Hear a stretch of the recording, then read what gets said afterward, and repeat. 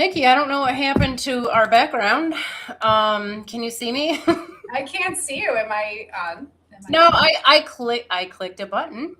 And yes, we are on, but I can't let me see here. Hold on, there we are. There we are.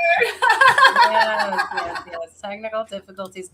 We're not blaming Mercury retrograde. The show last time straight up stopped in the middle. We had to start over right in the middle of the live stream, like complete a whole new. And it was not Mercury retrograde, so we're not playing that game today.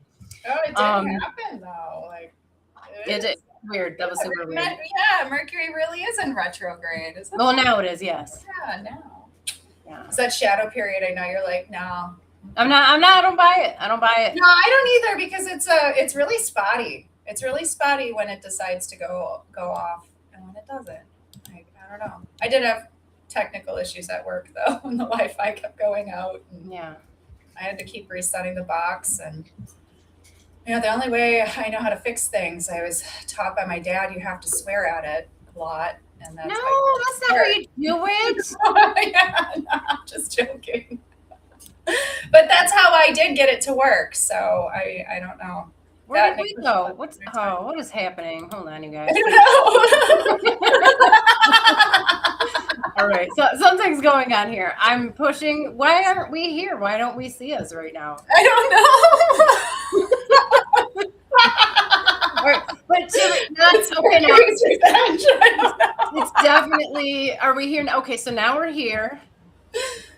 They must have updated something because I haven't changed anything. I stand by what I said in I last show where I was like swearing about restream. Yeah. Nope. Now I'm just big. That's not what I'm going for here. We got no. I'll get it figured out, you guys. Nikki, while I'm there we go. Yeah, perfect. Guys, in the video description, you will find three registration links. One for the September event coming up. It's going to be killer. You guys definitely want to check that out. It's a 2-day event. We got a ton of speakers. We got panels going on, free giveaways. It's going to be awesome. And then we have some wonderful speakers, you guys. We have Gary O'Toole. We have Kenneth Bowser. We have oh my gosh, he's a wizard. He's amazing. Dr. Rumen Koloff is going to be there. Like there's so many incredible speakers. Yep, Fran Arnett, Frozen.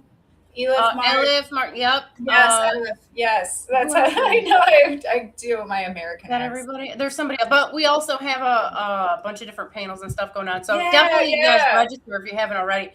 Also in the video description, you can get the registration link for the upcoming monthly study group. That's going to be second Sunday of every month.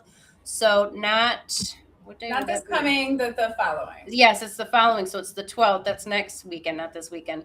I believe we're doing angles, right? Isn't that what we decided? Yeah, we talked about angles. Yeah, we'll probably tie houses because we talked about houses last time. We'll probably tie houses into angles and just play around with it a little bit. Yes. Questions, concerns, like anything. Be like, I don't get it. You get it. Like, show up anyway. Who cares? Or bring your experiences too. Like, tell us what you know. Yeah. We also have Sex and Astrology coming up. I believe is that the 19th or the 26th. It's in the video. I believe it's the 19th. I believe. Okay, that sounds about right. Yeah. And that's gonna be. I'm excited for that one. That one's gonna be a panelist discussion, right? It's gonna be an open forum. I don't think it's a panel specific. I think we all wanted to see because it's such a. There's not a lot of good info out there on it, so I think we were looking to really get everybody's insight to see. And I'm sure if it's like any of the other ones, it probably will end up being like a panel talk. But it's open to everybody. So bring your experiences, bring your questions, thoughts, like anything.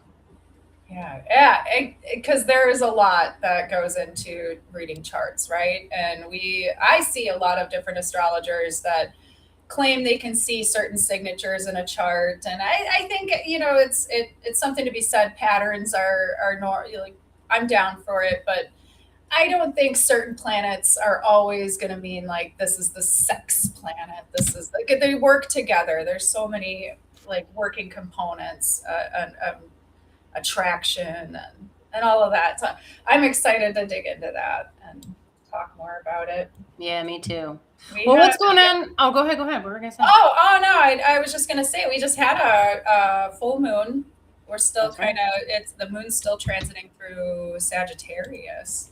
So like I don't know if we were on. We might have missed that week when the sun was moving into Gemini, guys. It's like not in Cancer. It's not. It's not Cancer season. It's not. No. It's not. You know. It's Gemini season, guys. And if you talk to anybody who thinks that they're Cancer, like they're like, no, I'm sensitive and I'm a good person. I'm not a Gemini. Like Gemini has gotten such a bad rap that it makes me so sad. It makes me so sad. Yeah, some of them it really sucks. Some of them it really sucks. Because they are some of the most incredibly intelligent, caring, loving people. I have a ton of Geminis in my family. I have a ton of Taurus people in my family. It just it never ends. It never ends. That whole area of the sky right there, like it's just a lot going on. It's a lot. Like the folks, like my friends, family that all have like their sun signs, personal planets there. There's a ton of them. I mean, I could name like 10 of them.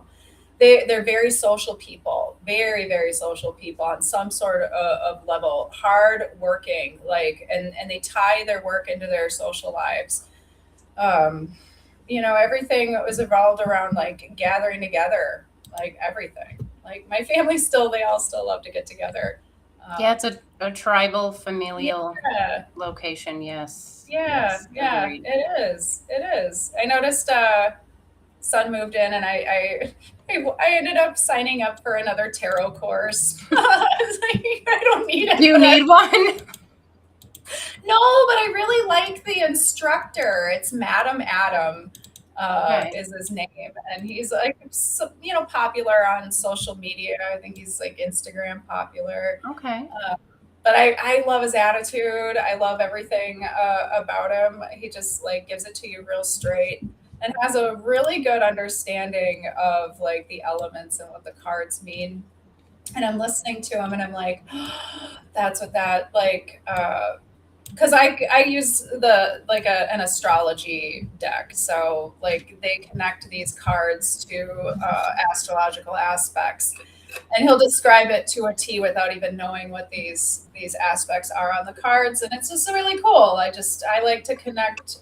I'm trying to learn more about connecting astrology with tarot. So I think it's interesting. I don't know everything yet. It's something I pick up and I drop all the time. So I'm like, ooh, I like this, and I lose interest, and then I pick up something else, and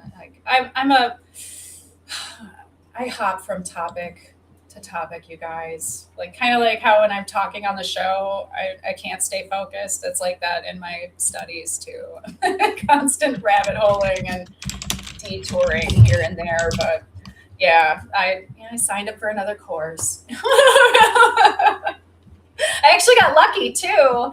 And because people had such a hard time hopping on the Zoom call, I got the level 1 and 2.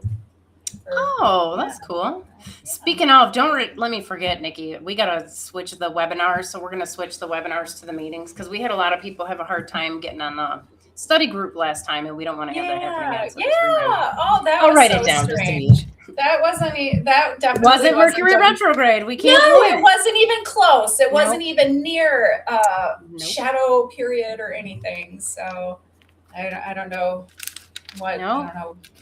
Can't just blame the sky for every tiny thing.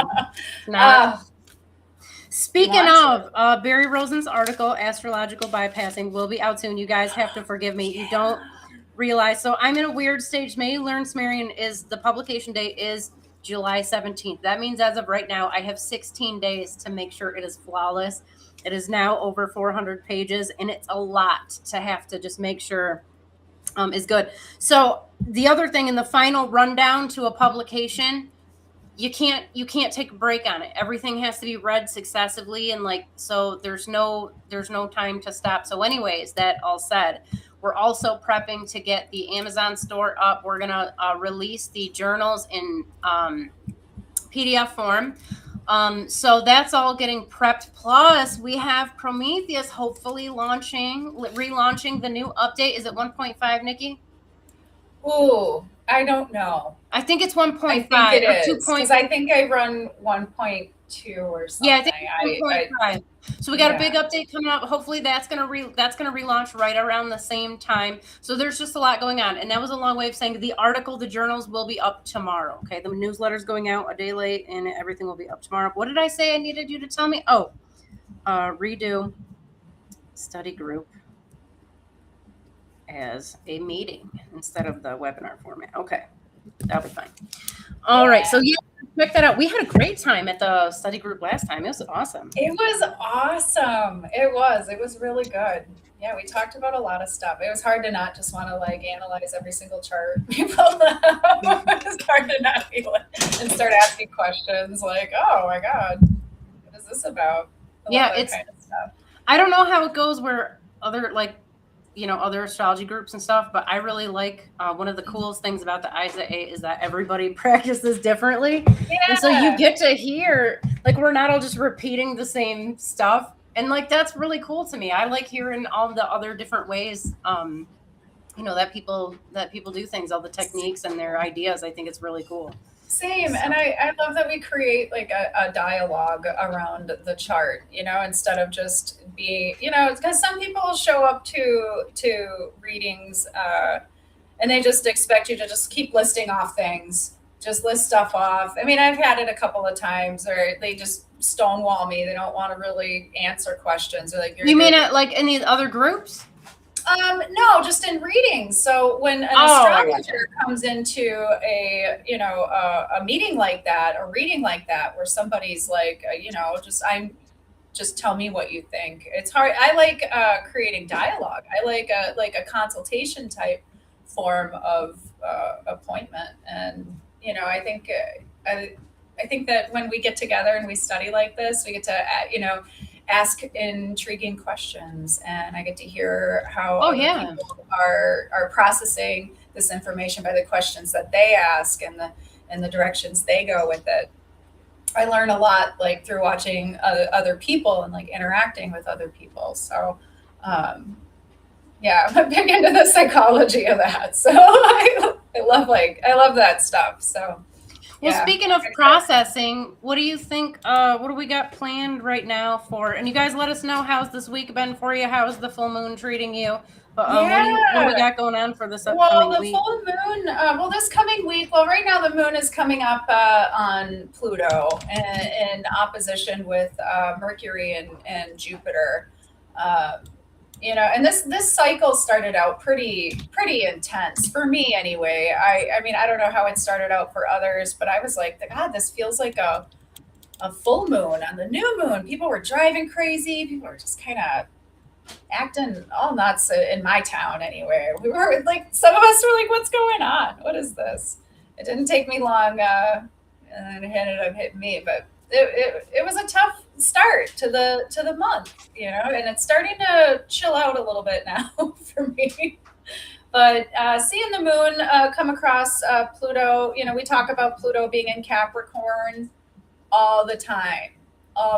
So the tropical narrative is that Pluto's in Aquarius, and I don't know what the narrative is, if it's like gonna be a good time all the time, if we're like in the age of Aquarius. Like, I don't understand. I never like sat long enough to sit and listen to what it is they're saying, because like it's literally still in Capricorn. We're still seeing things. Yeah, it's like it's in the beginning of Capricorn. Yeah, and it's global. It's totally global. And we talk about Pluto in a way where it's just like it's destroying systems, it's smashing. So it's part of this big outer planet formation that's slowly dismantling. It's pulling it all apart so we can see all the inner workings. How is your government working for you? How are the systems working for you in your town, in your country?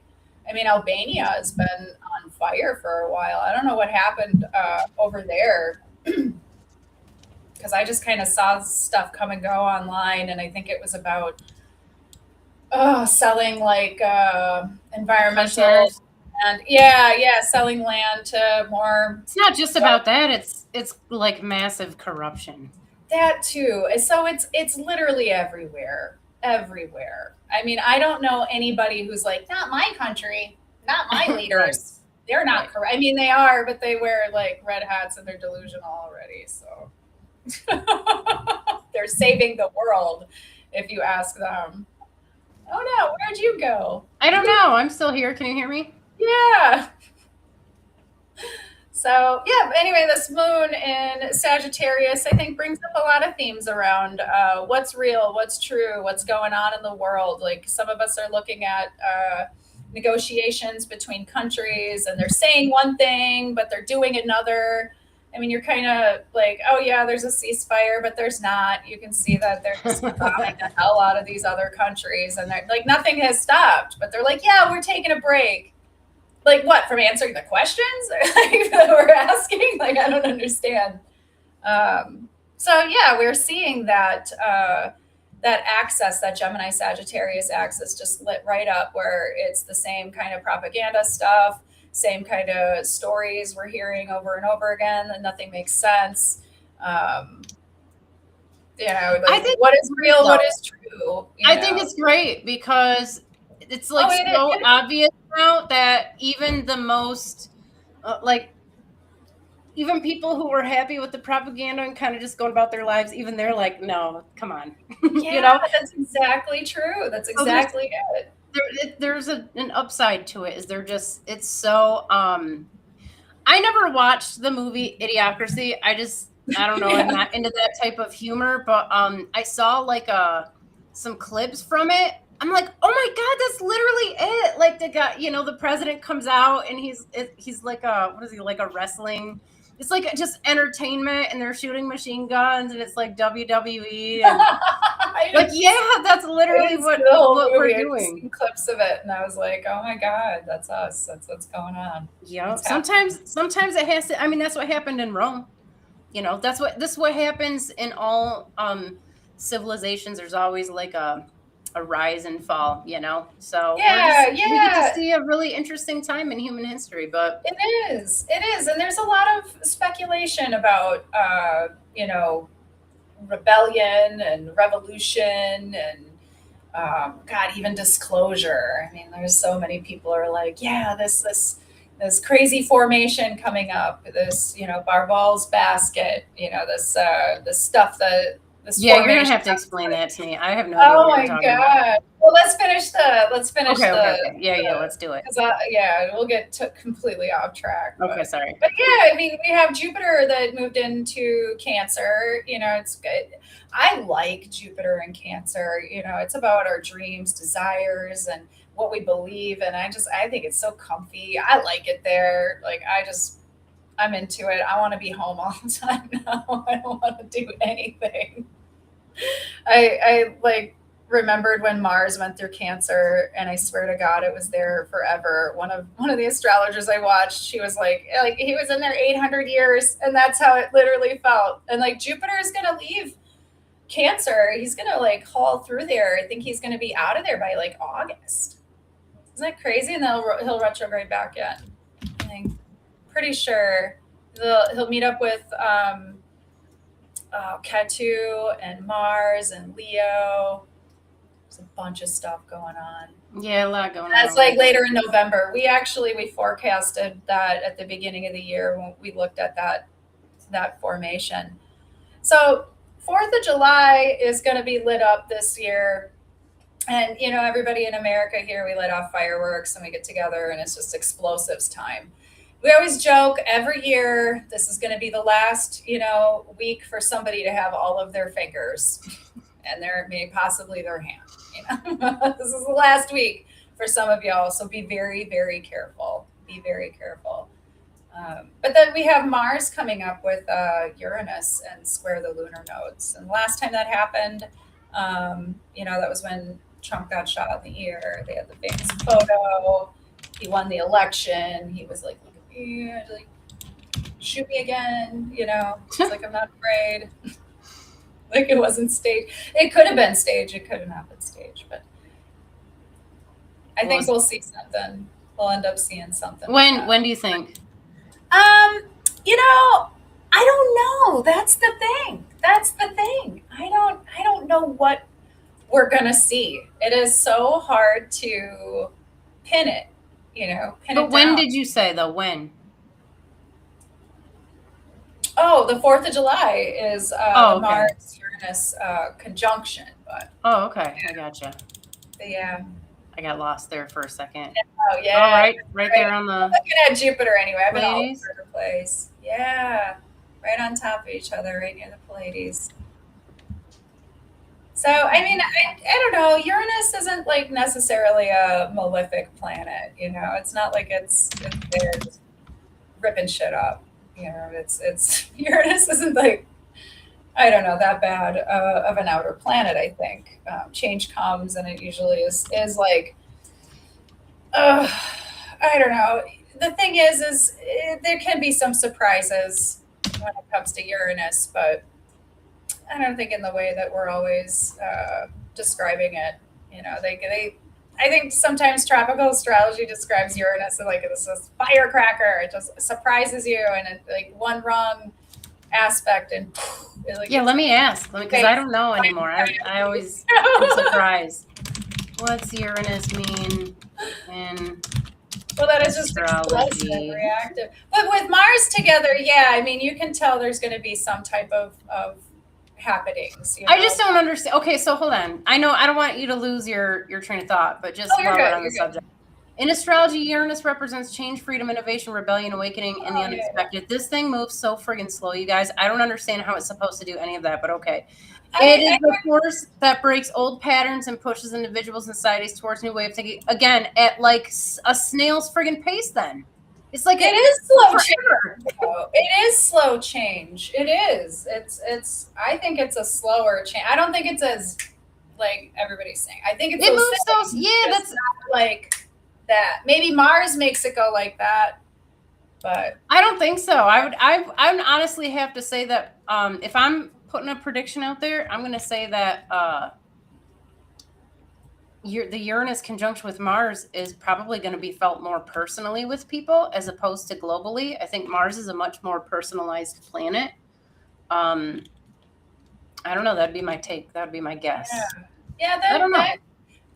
That is true. It is square the lunar nodes. This could be an internal process. This could, like, for some people too. I mean, it's hard to forecast for the entire for sure world. For sure. Yeah. Yeah. And get it right. That's actually happening in my 10th house. I'll be working that day. I don't know, just nothing. So I would say then that might be definitely more intense generally for you. But I mean, this is slow transit. So you're looking at like a couple of week period at least where you're probably, I mean, I would say your emotional sensitivity to, because as you know, I look at Uranus as a relationship planet, but I would look at those bonds as being more sensitivity in there. Maybe the relationships around you, people being more sensitive, more possibly volatile, but also maybe more open and, receptive to stuff. So I don't know. Yeah, you're right. There are a lot of really deep themes going on in others' lives. I talk to a lot of different people. Jupiter moving into Cancer, I've noticed a lot of folks are dealing with loss. Loss of partners, partnerships. Like my mom is taking care of my stepdad right now, and he's like in his last. Well, he has been in his last, weeks, but it's getting close, and it's emotional. We're having a lot of deep conversations around it. I have another client that I see, and his wife of 18 years is passing right now, and he's been married 4 other times. He's like, I can't do this again. I'm not going to do this again. And he's reaching the end of his time here too. So I mean, he's just real sad about it, and we just talk about it. So like, there's this other side of what's going on. It's multifaceted. There's lots of different things happening around, but it brought me back to Cancer, and it's themes around the underworld and what happens, beneath the surface, and feelings, and even death. It's interesting. It's interesting to me to see these things playing out in so many people's lives, like multiple. I just thought that was interesting.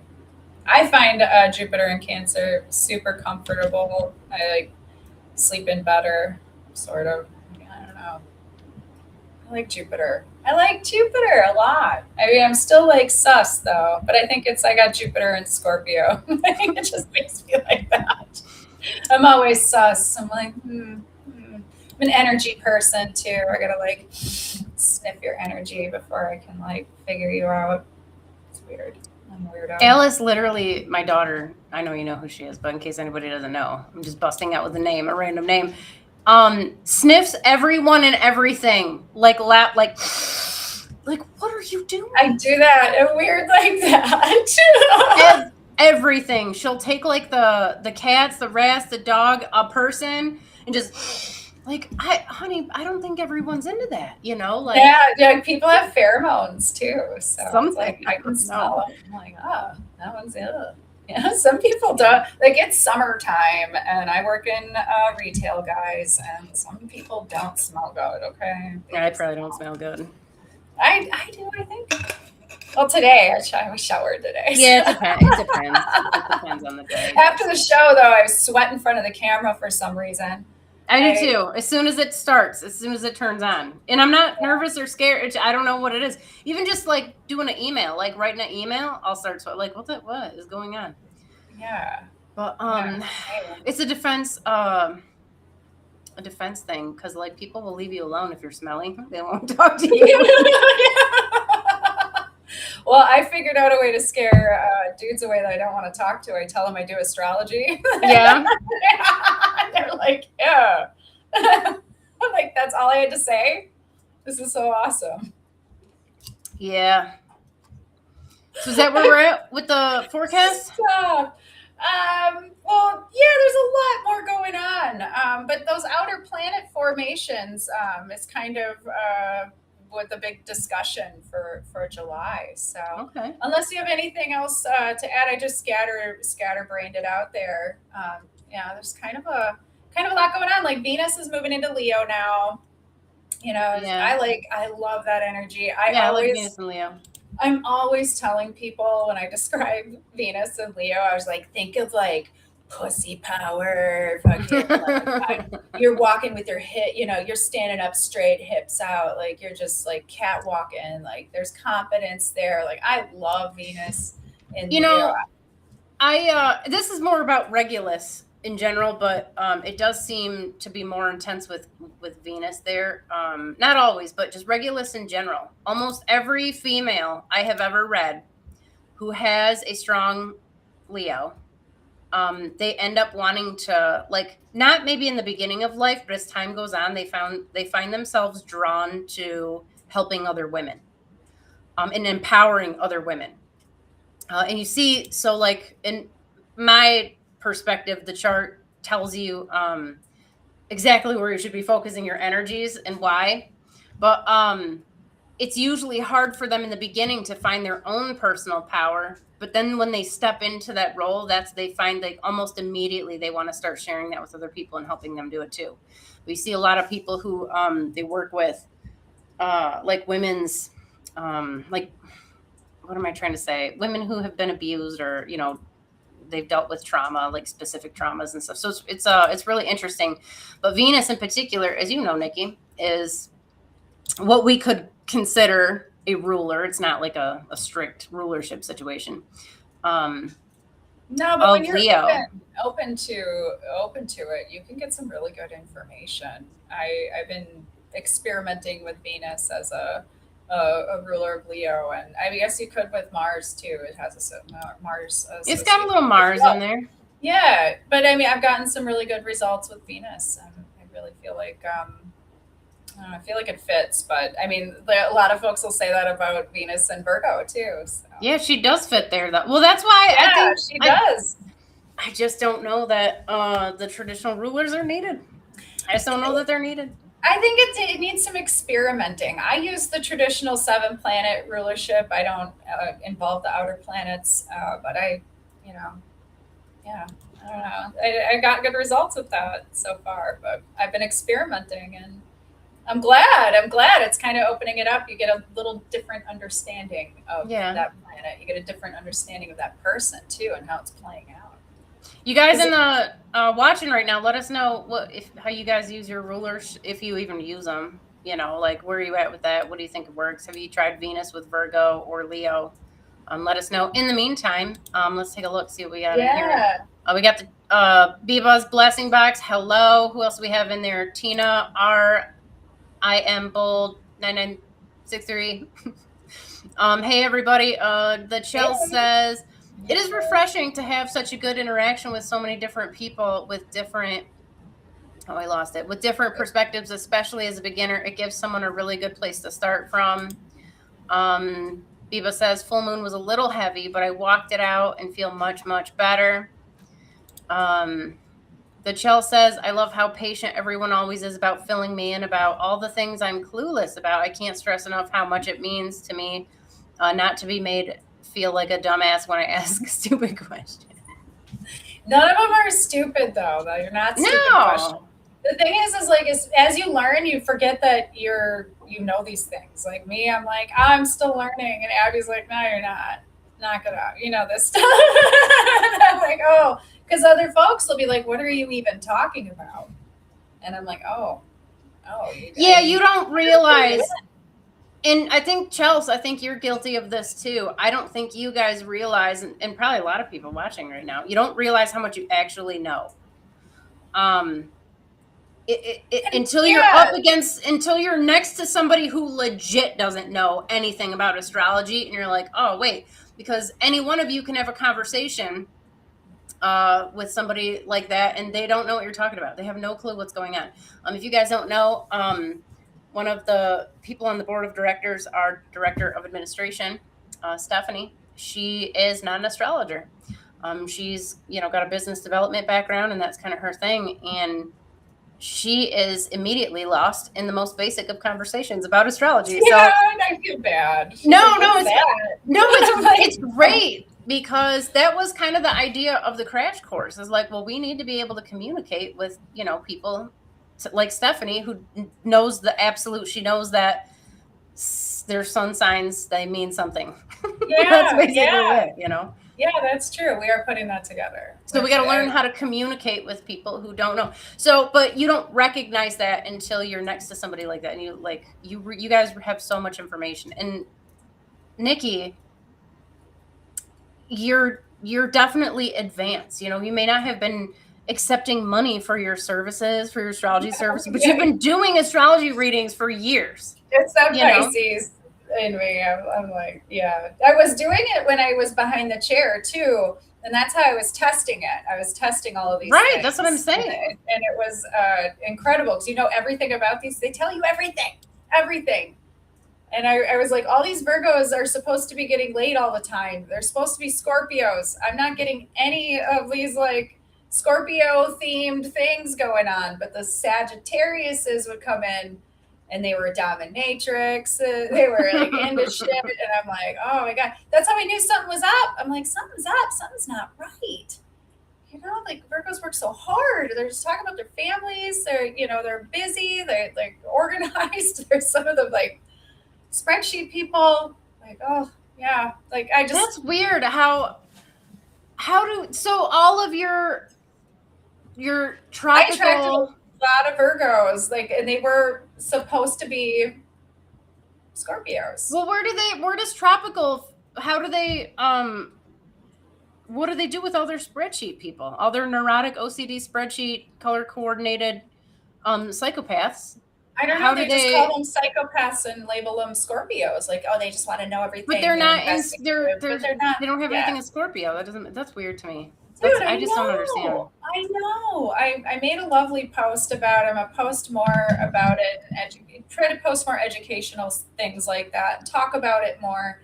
But they're like the way tropical does things. It's like almost 30 degrees off. It's like 24 or 25 degrees off of the actual constellations. And now the story is that the constellations aren't really the signs. The signs aren't the constellations. I've heard that a bunch of times, and that's like gaslighting at its finest. Well, There's another astrologer called, his name is John Michael Greer. One of his interviews popped up. He's a tropical astrologer. He claims that since Pluto's demotion happened, the planet doesn't work anymore. And he's been trying to, I know, you're going to be back. So like the planet doesn't work anymore. That's and crazy. He does mundane astrology, and he's pretty sure these planets don't work anymore. And I'm like, and he's done interviews. They don't work he's for you, buddy. A whole book. Yeah, because you're like, doing something dumb. That's the only reason they don't work anymore. I was like, conform, and he, I asked, it was Grok. I think it was Grok. I was like, do a background check on this guy, because Grok's really good at those, we know. And the man says that he's tried sidereal and it doesn't work either. So I don't know. I don't know what the hell is going on with that guy, but he can't seem to get it to work. So if you can't get sidereal astrology to work, there's something wrong with your associations, or you just don't want it to work. Like you're intentionally making it so that it doesn't work, so that you don't have to make any changes. I'm hoping that his work actually helps mine. Because if someone's like, well, why isn't it working? And they see that, well, Pluto is actually in Capricorn, not in Aquarius. It's, what did Biba say? The age of Aquarius. It's supposed to be the age of truth. Like all the truth is coming out. That's not the story. We're not getting the whole truth. Like we're not going to see what the whole truth looks like for a very, very long time. Come on. This has been a big misinformation campaign from like the get-go. I don't know. It draws me back to like planetary nodes and the type of like themes that the planets are actually bouncing off of. Like we have moon's nodes, and then we have planetary nodes, and it's a bit advanced. Like it's not something everybody uses, but these nodes they don't move.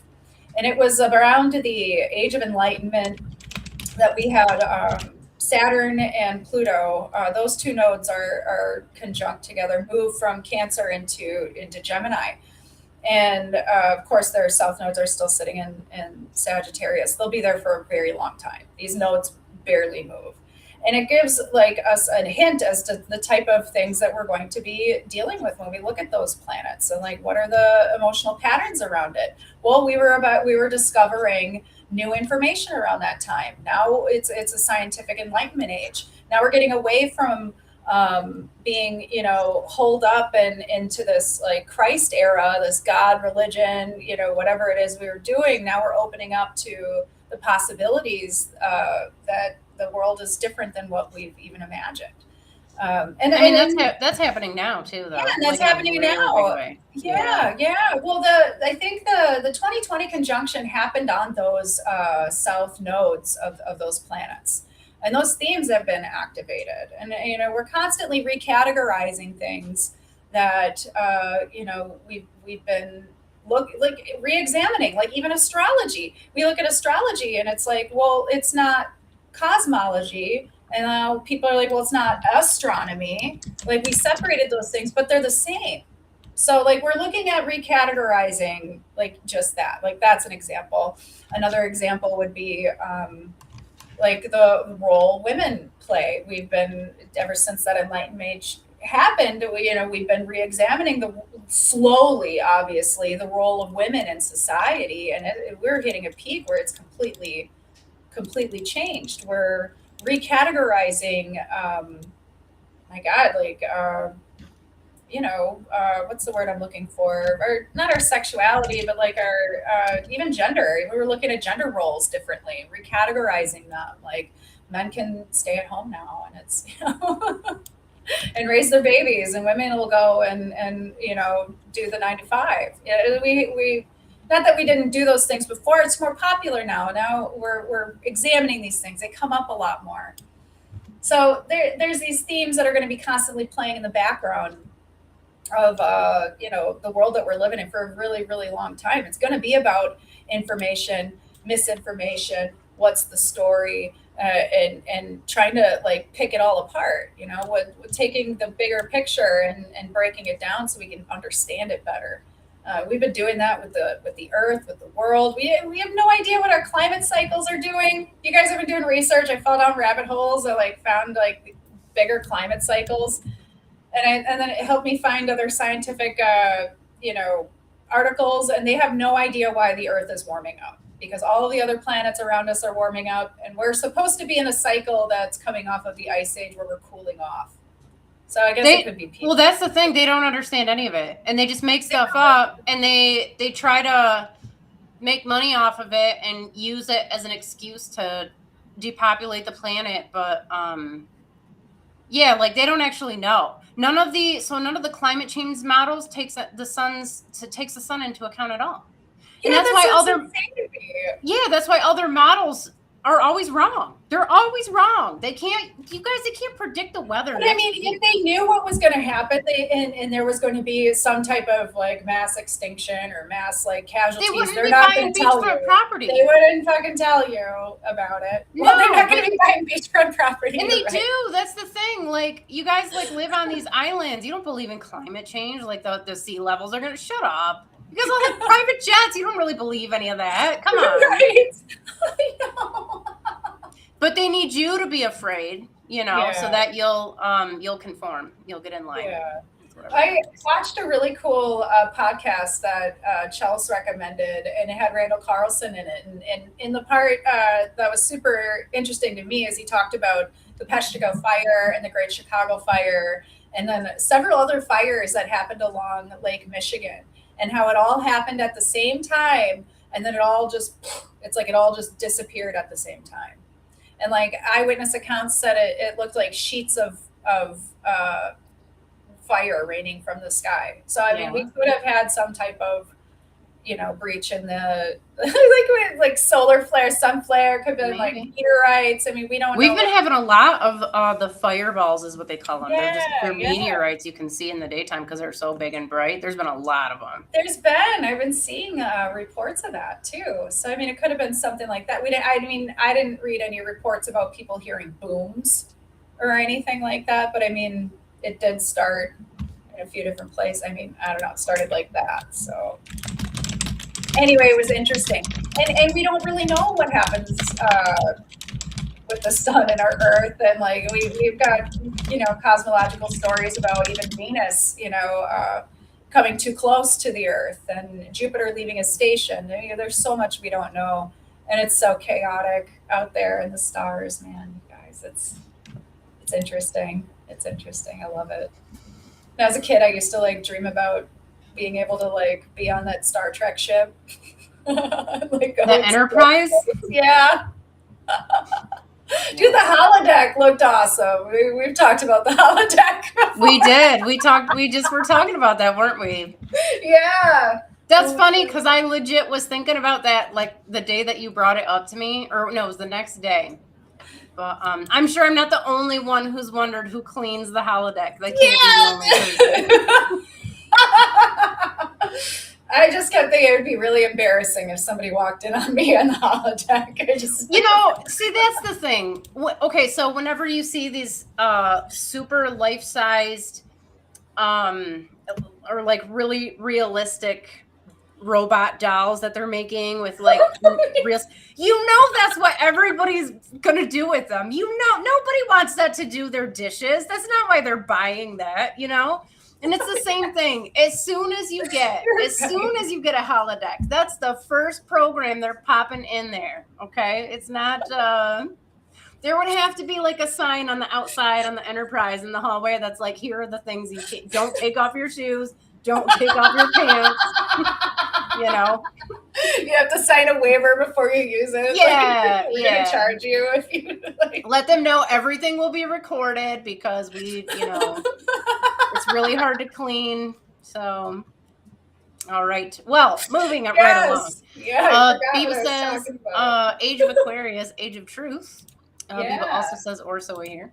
Yeah. They're definitely pissing on our legs and telling us it's raining. That is a really accurate explanation. Yes, Butler was. I don't know if Butler was staged. I think it was planned. I think it was. They knew what they were like. They were all in on it, obviously. Yeah. I don't think Trump was. I don't think he's that good of an actor. I think that was that really happened to him, but I think they tried to take him out and it didn't go down. But that's my take on it.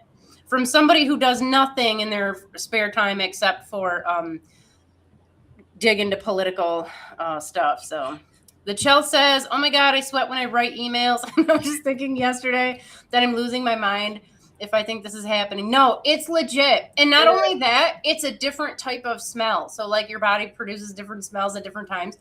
It's at least what happens to me, it's got this very it's a different type of smell. And it happens particularly here, not just because I have a sorry or anything. It's not like hot, or it happened like my whole life, and I thought something was wrong. Like I thought it was hallucinating because I'd like be driving in the car and it was right over the seatbelt strap, and I'm like, what does that smell? Like, what is it? It smells like the best thing I can explain is it smells like cat pee, and there's no cat pee on it. There's definitely not. Like this is times where there's no cats anywhere around, you know, and it's only in this one spot. And I would like wash my clothes and stuff, and it's still, and I'm like, what is this? But I realized it's in so like emails, videos. So after we get done with this call, like it'll just smell really bad right here. But it's not like gym sweat. It's not like I worked outside in the sun all day sweat. It's like a fierce, I think that's what it is. I think it's like fear. Not that you're afraid, but it's stressful. It's saying you don't realize how much of what you do on a daily basis is actually very stressful for you because you're just used to it. Yeah, I think you're right. Yeah, my cat's got a stinky spot on his shoulder. Just one little Your cat spot. does? Yeah, he's got like one little stinky spot, and it smells That's so weird. good. Like if he had a belly button or something, I just like stick my face in it all the time. I'm like, Yeah. yeah, Okay. I don't know. I always tell him it's his little pheromone spot, but it's probably just a spot. I mean, it might. We all probably have them. You probably can't reach it. I don't know.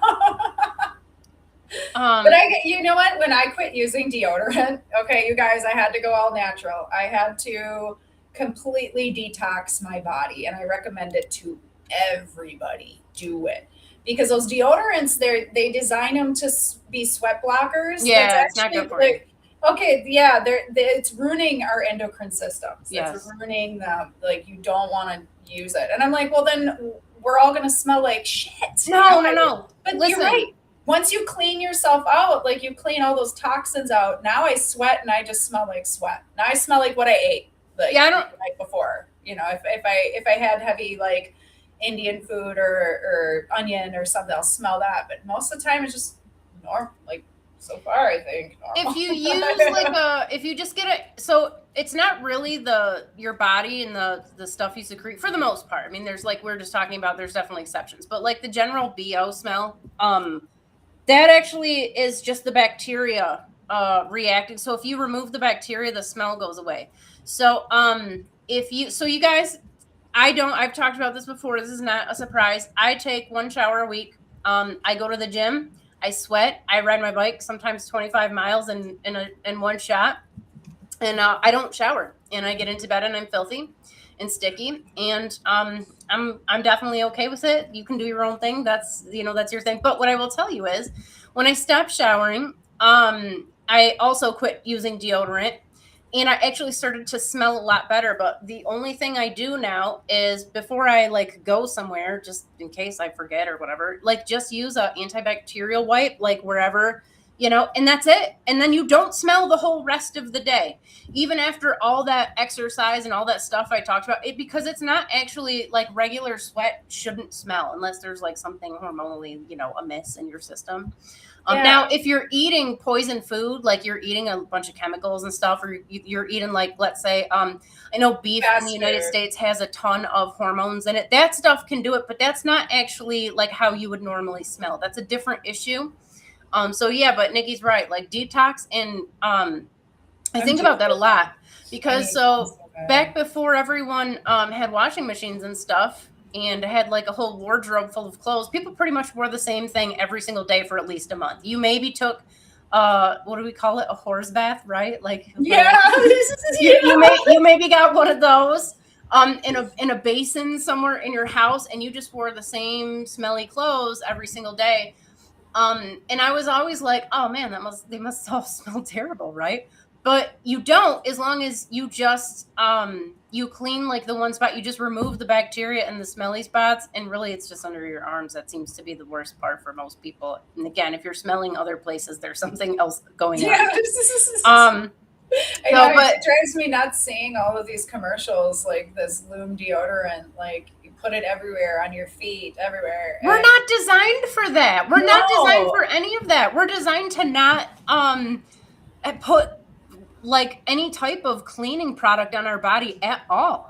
Thank you. Nothing. Like we absorb it. Like the thing I learned the most about leaving the hair industry, and I loved it a lot, but I was allergic to everything. Those products you're breathing in all the time.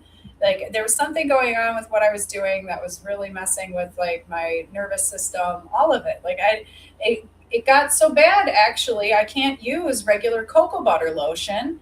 I swell up a little bit when I use it. So I have to use something with no fragrances in it. I have to put my own essential oils in it. Like the sensitivity issues are insane.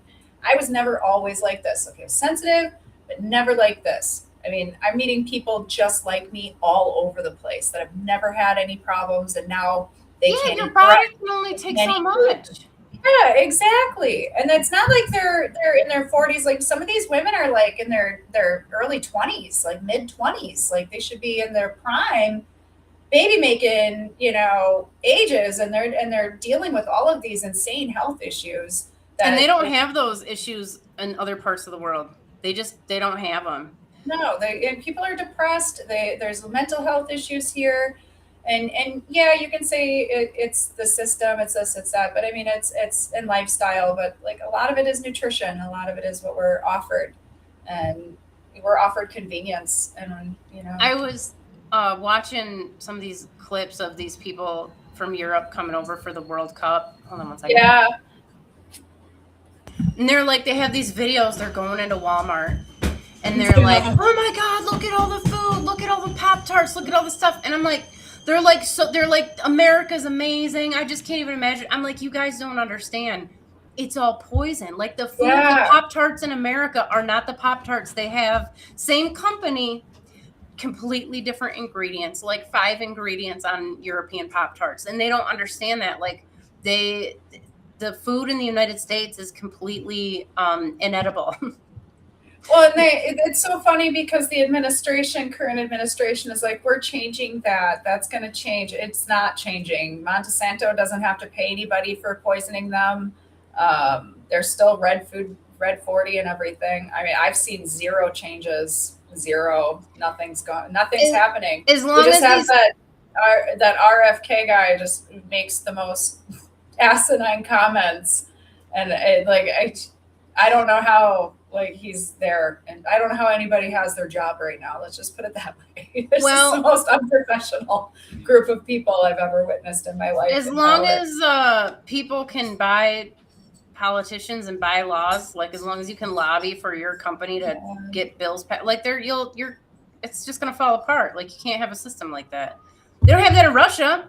If you try to like pay somebody to get your bill passed here, you go straight to jail. They don't mess around. Probably punch you right in the mouth too before they throw it in there. Like that's what you possibly, yeah. Maybe I don't know. They don't do it in China either. Everybody talks like bad about these countries, but like, well, here's the thing: they don't allow in the United States an unbiased view of China or Russia. So like everything's through mainstream. Even when it comes to social media, like how you connect with those, it's different. Like it's just, I don't know. I feel like you're just led away. Like MySpace was great because you could make friends with anybody everywhere, all over the world. Facebook, they keep you like segregated into your countries, and until you know a person and can connect with them, like they don't show you any of that. I don't know. It's just not as Twitter or X. You can that talk to people all over the world. YouTube is really good. Seems like people on X are the least happiest people on earth, though. They're all just furious all the time. Yeah, they are. And you They know really what? are. To be They're honest, interesting. back before Elon Musk had it, the only thing that would show up in my Twitter messages, I would get all kinds of dick pics, people sending me like Oh, just straight up really? porn clip. Oh, I haven't gotten a single one. I got back on X a couple years ago, maybe not even, maybe like a year ago. Not a single dick pic, you guys, and I'm a little bit disappointed if I'm being honest with you. yeah. Like I haven't where are gotten. all the strays? You know, like what? I got more dick pics when I was married. Like I don't get Yeah. any now. Not last 2 years have been dick pickless. Are you sure Kenneth Bowser's going to come on the show and talk to us? Oh my gosh! Oh yes, he is. So, well, it'll be on the ISAA podcast, so it'll be on the podcast. It won't be on Okay. this. This is yes, our official show, but yeah. We're not going to talk about that though. We're not going to talk about. We won't be talking about this. We won't be. No, we actually keep it together pretty well on the ISAA I remember my podcast. professional pants that day. Yeah. Keep it very. But I mean, he's a human being. He knows that we talk about women. He's an academic. He's barely Absolutely. human, and I mean that from like it's a compliment. Oh my god, you know he's brilliant, isn't he? I know. Are you I get gonna, jealous. I'm like, oh my god, I gotta know all this. You gonna prepare your questions? You're gonna prepare. Oh, absolutely. Yeah, absolutely. It's like a wealth of information there. Yeah, that's cool. Yeah. We'll let you guys know when it's time. Hopefully that wasn't a secret. I wasn't supposed to keep it quiet, but No, Chell says, "Holy shit, does it smell like ammonia? It's rough." This is true. I guess ammonia. Yeah. I don't know. Yeah, what ammonia it is. It smells is like. like an ammonia smell, like the cat pee Smells smell. like it It's smells like the ammonia. spray. You know when a cat sprays something? You guys know what I'm talking about? Mm-hmm. Any crazy cat ladies in the house? You guys know what that smells Yeah. like. It smells a little bit like that, but it's like I literally just washed it and I put it on my body, and like 10 seconds later, it only smells in the one spot. Like after a while, I'm like, that's not possible. That's not what's going on. So, the Chell says, "You're welcome, everyone else. I know we all want to be talking about this right now. Yeah, we did want to talk about it. Somebody has to talk about it. Right. Well, you guys, it was a couple years ago. We would get a lot of doctors that would recommend their clients come see us because they couldn't prescribe opioids. You know, they're having problems prescribing pain medications to a lot of folks. So they sent them to us. And we had gotten a doctor in, and he specialized in diabetic issues, the endocrine system. I forget what it is. I forget the actual name. Sorry. But he was like, basically, our lifestyle is ruining the endocrine system. Everything we do every single day is ruining our endocrine systems. They're being destroyed. And that was like enough for me to like clean my system out, like, and take my health journey a lot more seriously. And I don't know, I just remember feeling better than this. And that I made so many changes. It's insane. And I'll never meet perfection when it comes to like my healing journey. But if you knew me a few years ago, you guys, I couldn't stand up straight. I couldn't walk. I needed help walking. I needed help doing anything.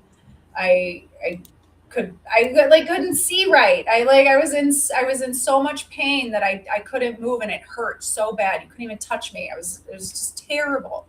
And I lived like that for so long that when it got worse, it was like, I'm either gonna like die because I'm gonna take myself out, or I'm gonna fucking do something about this.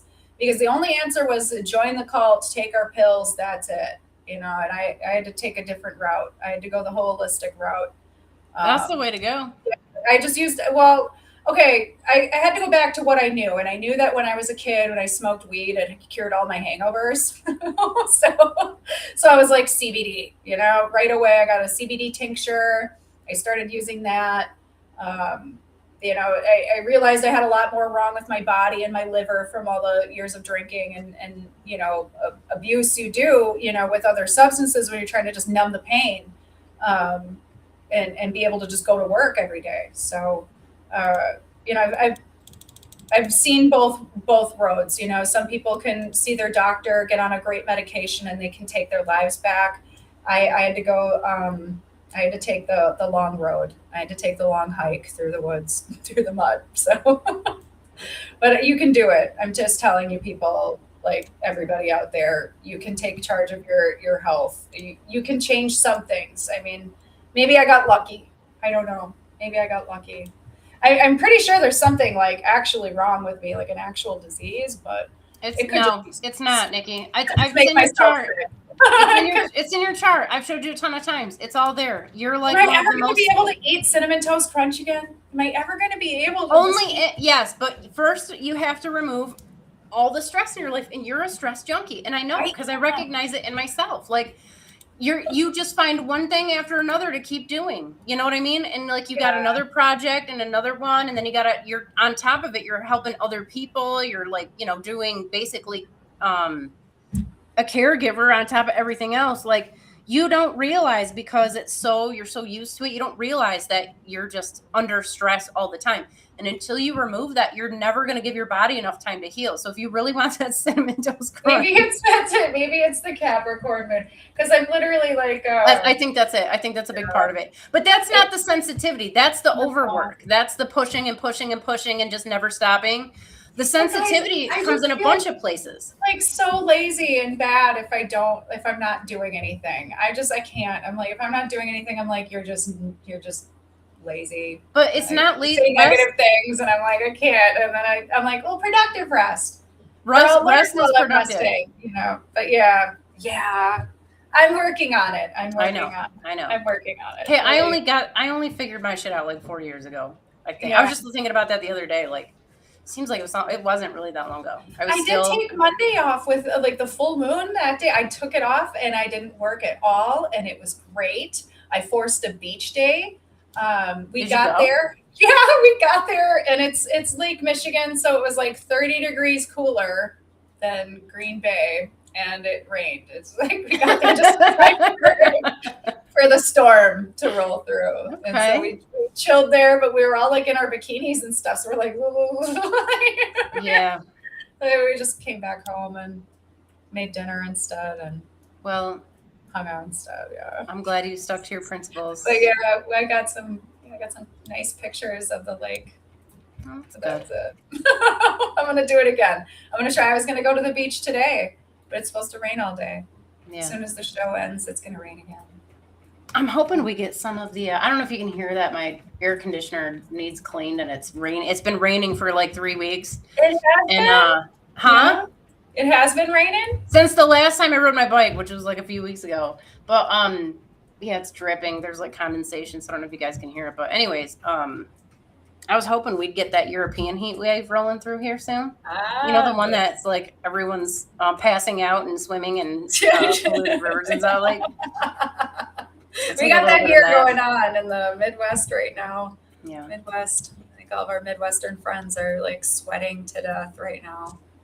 Yeah, it's summertime. Suck it up. Yeah. You only get everybody over there bitches all winter, and then it gets hot. Oh, we do. I'm sucking it up. Trust me. I just every time I bitch and complain, I'm like, look, you were just scraping your car windows not that long ago. Yeah. You're just slipping on ice. Just take it. I was thinking about that yesterday. Like, it's so great to live in a country where I like, or at least in a region of the country, because obviously there's a wide swath of Russia. It's like 11 time zones, but like where you actually love the weather and you just love it every day. Like I love the weather here, and I like the rainy. June's usually like a rainy month, and I dig it too because I'm always like if I can't go outside, that's perfect writing weather, so I can get so much done, and it's nice. Trish says, hi, guys. Happy post-full moon in Sagittarius. Pablo Song, not Capricorn. That is correct. Amen. Mm-hmm. That's right. Yes. I don't understand the divide between sidereal and tropical. They didn't know about it until they'd already built their practices. They'd already committed. They already got the tattoos. And once you're in the code. Once you get the tattoo. Yeah, you can't. Your ego will not allow you to pull out of that. Like you're invested. Somebody like Chris Brennan, his whole shtick is Western tropical astrology. Like he can't at this point. I mean, I'm assuming. allegedly, but I don't know. I think I don't want to bad mouth him because I think he's a great educator. He's gotten really in depth with a lot of complicated like Hellenistic techniques, things that I'm not interested in, but like I've had to go and look at some of his videos to understand. And I just thought, God, he had the opportunity that time to just come out when he made that when you made that video. And it's like, you could have opened up a gate to something completely different. You could have opened your students' eyes up to a whole new world. He could have been at the forefront of the whole movement because he's so popular. And if he would have just stood up and been like, you know what, guys, there might be something here, he could have changed the whole thing. But he could have lived forever. And you know, like we would all remember his name as being this huge guy who helped shift people out of tropical into sidereal, like the real positions and real astronomy. And no, he's not going to do. That's fine. We're coming for you. You know, we're coming for tropical astrology. I asked ChatGPT, which means it's not accurate, you guys. Okay. Like, I asked it like what percentage of non-Vedic astrologers, okay, practice sidereal astrology, and he says it's less than 1%. So I asked him to cite his sources. He used like Wikipedia, and he's, you know, drawing some conclusions. So I don't know. It's probably right, but it only takes like a couple of, you know, like celebrities. Like we got to get Taylor Swift or something to figure out like somebody big who has a big following to be like, wait a second, to just, you know, have that awakening and then start telling people about it. And then it's going to pop off and everybody's going to know.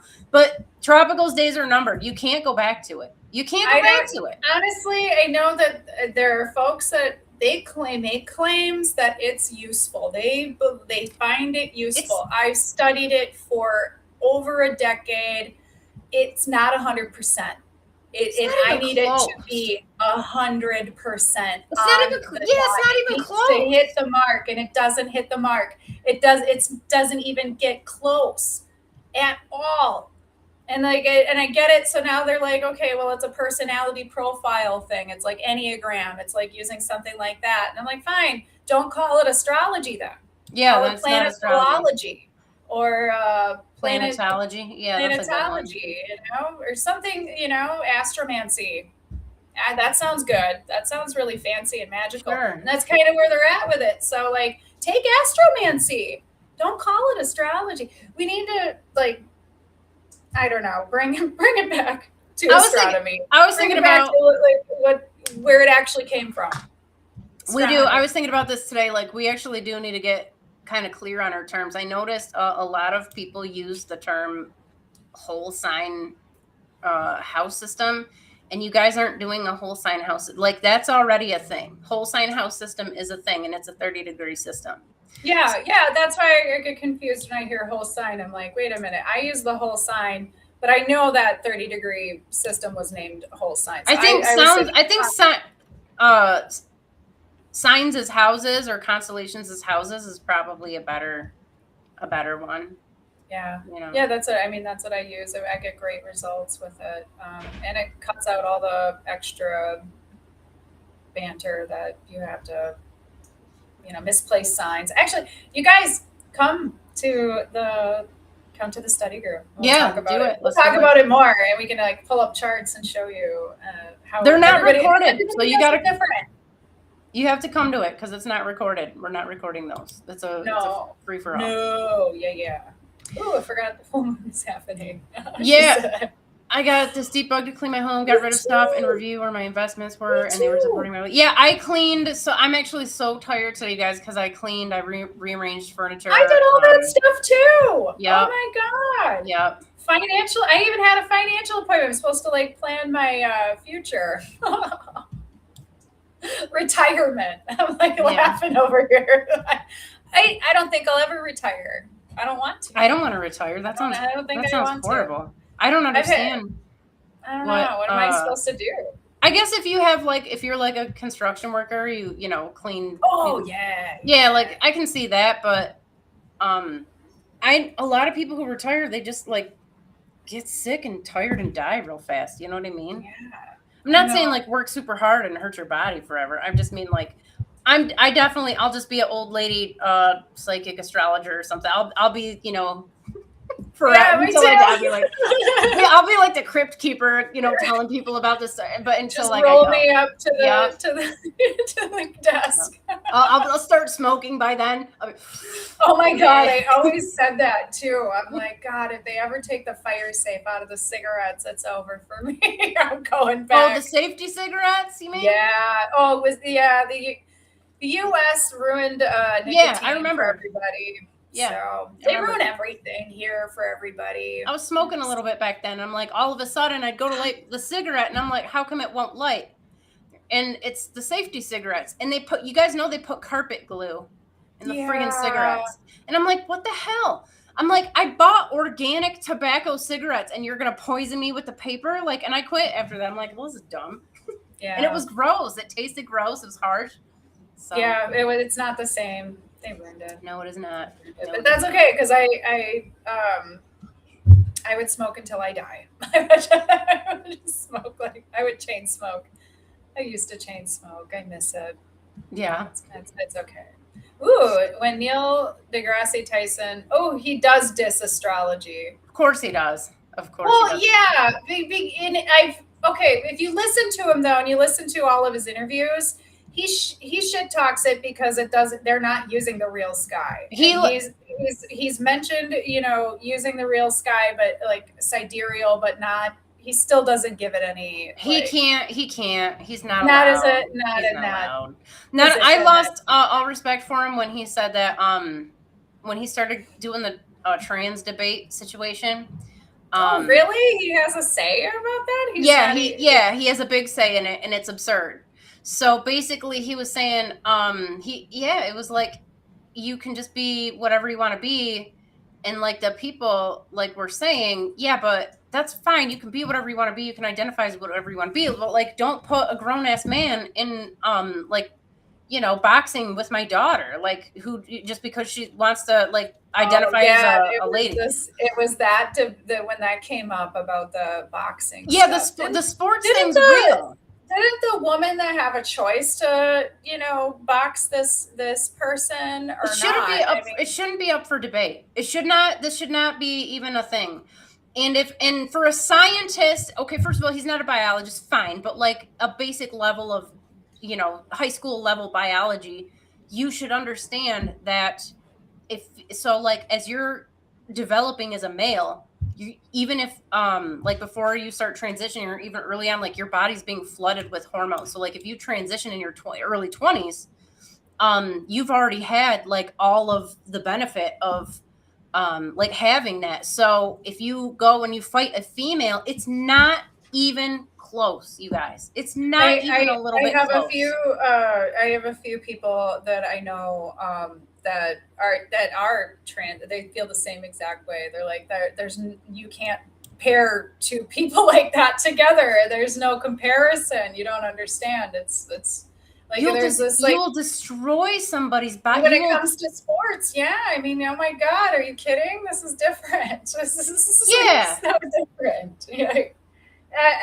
Especially like hand to hand like that. You know, it's combat. Really, any sports, and also and you guys, like, this is coming from, I'm really glad that I didn't grow up more recently, because for most of my life, I have felt like a man. Like I had to teach myself how to dress like a girl and wear makeup and carry a purse. I didn't wear makeup or carry a purse. So I was like, I think I was 27. Was when I started. It was a big moment. So I remember, but like I was very uncomfortable with it, you know? So like I 100% get it. And I can see how like growing up that way and like where people are like, well, maybe you should transition or something, like be cool to have a dick. Like if I'm being honest with you guys, like right now, like if I could like, you know, if I could like wave a magic wand, I might take one. So like, there's just, like, I get it. I 100% get it. But at the same time, like, there's still biology. And you can't, especially if you're a guy like Neil deGrasse Tyson, like, come on, dude. You know, you want to talk shit about astrology? How about don't open your mouth about biology? Because you clearly, and he didn't really even understand what the debate was. And I don't know. I just don't. So, like, this is the other thing too. Like females, women worked hard to have their own sports categories. Like it's not like women have been boxing in their own category for the last 1,000 years. This is a very recent development. Women have had to fight. That's true. And then to all of a sudden have man be in those categories, and you're gonna get rocked. It took a really long time. So I watch women's wrestling. I'm not like a huge fan, but it's something the family likes to watch, and it's come a long way. These are finally athletes that are taken seriously and not sexualized. Because back in the day, it was just about having your titties bounce around. I mean, it kind of still is. And it's to some extent, yeah. But I mean, their gymnastics is insane. Like they're incredibly talented. Yeah, like they just changed the rules, so now the female figure skaters can wear pants, but you couldn't wear pants before. You had to wear like a dress and a skirt. I didn't know that. Oh yeah. You could wear whatever you wanted. I was like, oh my god. A lot of the Olympic like swim teams and stuff, the men are allowed to, like when they're posing for pictures, the men can wear shorts, but they all make the women wear bikini bottoms. Yeah, they're still like overly sexualized. Yeah. That's still going on. Like it's still happening. But that's what I'm saying. Like, so then you take all this hard-won stuff for females to be able to, be safe and successful and have their own group, and now you're going to throw like some dudes in there. And again, no smoke on anybody who wants to identify with whatever or transition or whatever, but like when you get to sports, it's a different ballgame. Yeah, that's insane. Yeah, I don't even play sports. Like if I were to run down my stairs real fast, I'd be winded. So I enjoy watching them, though. I used to really be into tennis for some reason. Really? I never got it. One year it got me, and I was like, oh my god, I'm so into it. And I watched a tournament. I played it a couple times. I'm like, oh, this isn't for me. No. I don't like running fast. I'm not a fast runner, you guys. My butt is not built for that. If you saw me from the waist down, you would understand. This summer, I think I'm going to take up frisbee golfing. That's about it. That sounds cool. Yeah, just mainly walking and throwing a disc. So I can handle that. I like walking. I love walking. The Barbeau basket. I wanted to tell you about this guy because I didn't know about him. So his name is Andre Barbeau. He's how you spell it? Barbault is his last name. I would have never. No, I spelled it Barbeau. Like I spelled it. Okay. My grok was like, haha, you're so cute. Okay. So this is an older guy. One of the most influential astrologers of the 20th century. Okay. Yeah, he died in 2019, I believe, on his just short of his 98th birthday. Okay. His wife passed away on the same day, so I don't know why Grok had to tell me. Oh yeah, it was a background check. That's right. Okay. I did a background check. Well, I think if it's somebody like that, it's more research. It's not really a background. It's more just research. Yeah. Sorry. He's a historical figure. He is, but you're not checking to see if he's like a registered sex offender. You're just trying to see like more about him. That's a side conversation we'll have, guys. I'm telling you, Grok can do background checks on people, so it's insane. He's just scouring the internet, but yeah. But this guy, he came up with 3 different predictions. One was the fall of the Soviet Union, and he predicted it in 1955, even though it didn't happen until like 91 or 92. But and then the pandemic, he predicted around 2011. And then around 2014, he highlighted the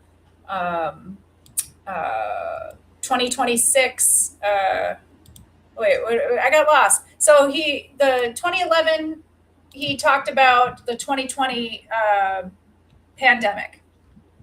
He definitely hit it. I don't know many other astrologers who were like, yep, we're going to have a pandemic coming. I mean, I don't know. As a psychic person, I could see it, but like it was just weird looking from there. But so anyway, 2016, coming July this month, he predicted that we were going to, enter a turning point. Civilization is going to enter a more constructive new era.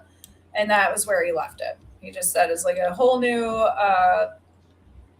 awakening of consciousness is possible, which is okay, okay, I guess. I'm like, is there any more information anywhere? Like, just that's it. So I don't know.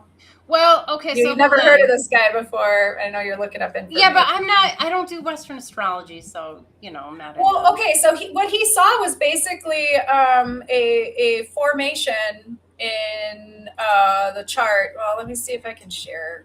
Let me see if I can share it. Okay, add to the screen.